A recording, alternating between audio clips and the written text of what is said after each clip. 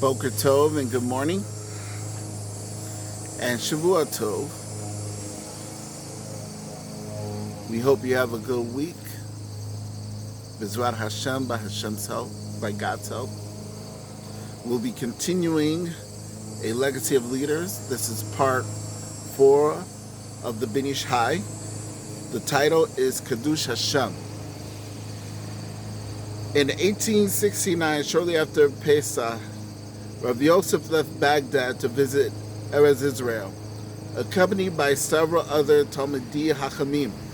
Throughout the entire journey, he continued to study.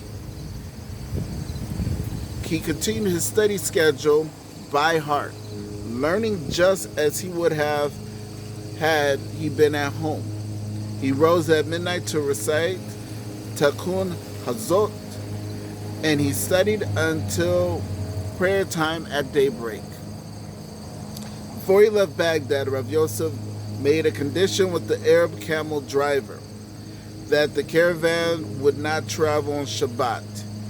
When the time to stop arrived, however, the Arab refused to keep his word and threatened to leave the Jewish group in the middle of the desert. Rav Yosef and the other Jews in the caravan did not give in. They stopped where they were and proceeded to settle down and prepare for Shabbat. In the middle of the night, bandits surrounded the camp. The leader made straight for Rav Yosef's tent. But then he saw the Tzaddik immersed in his studies, and he saw his face filled with a holy glow. He stopped in awe and fear, then bolted together with all his men and did not return. The camel driver, who had actually stopped his caravan only for a short distance from the Jewish camp, witnessed what had happened. He had hastened to beg forgiveness from Rav Yosef and to promise to hear all the conditions that had been agreed upon the trip. That reminds me of another story that some of you might have heard. And I recommend, if you haven't heard it, to listen to it. It might be on YouTube, or to actually read it. It's called The Sabbath Lion. And The Sabbath Lion is about a boy from Morocco. And this boy from Morocco received an inheritance from an uncle in Egypt.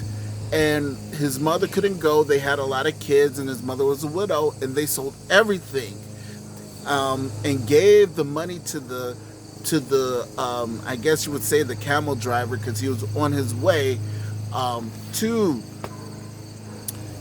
Egypt.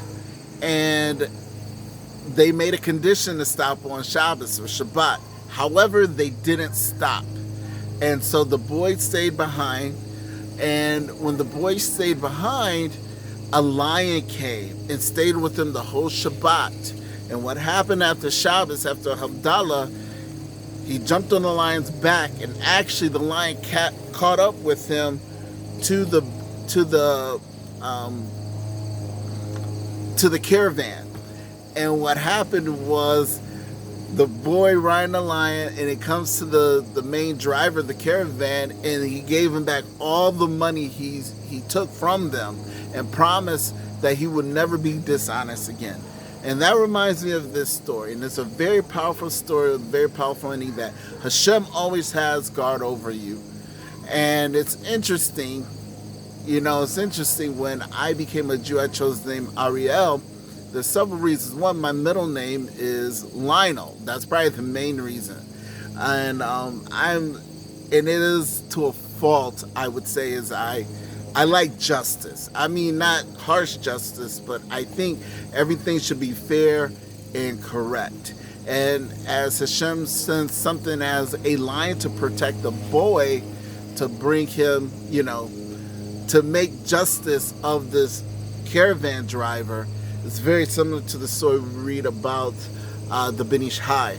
And it reminded me of the story, an excellent story. I love the story. And my children love the story. My wife loves the story. I recommend. It's called The Sabbath Lion. If you could watch it on YouTube, it would be great. Or you could find it online to read. And it's a very powerful story, and I love that story.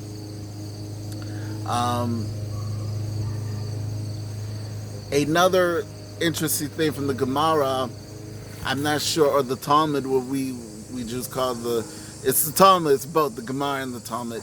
But I always quiz my kids on certain things, and I asked my kids one particular day. I said, "Is the tiger a type of lion?" And according to the Gemara, it is a type of lion. And it's interesting that we're talking about this, and at the same time that the Ben Ish Hai was also chief rabbi of Calcutta, which I believe is modern day Bangladesh. Don't hold me to it. But he was the chief rabbi of India, which is so cool, which is the Lion of India. And as we know, it's funny, our Hakamim, Hazal, and our Rabbs and rabbis of old, they, in the Gemara, they clearly say that this is actually a lion. And it's one of the few cats that a lion and tiger can actually have fertile offspring, which is awesome. So this goes in fact that our rabbis of old, our Hazal, Hakamim of old, they actually say this is an actual lion. And it's so cool to see how the Gemara actually comes to life in real life situations, and Baruch Hashem.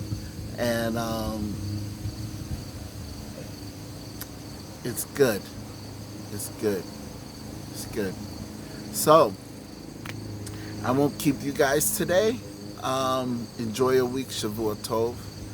And if, like what my Rav says, one of my Ravs, he says, if you have any questions, comments, or concerns, leave a message. So that's kind of the trademark I say as well. So you guys enjoy your week. Thank you for listening.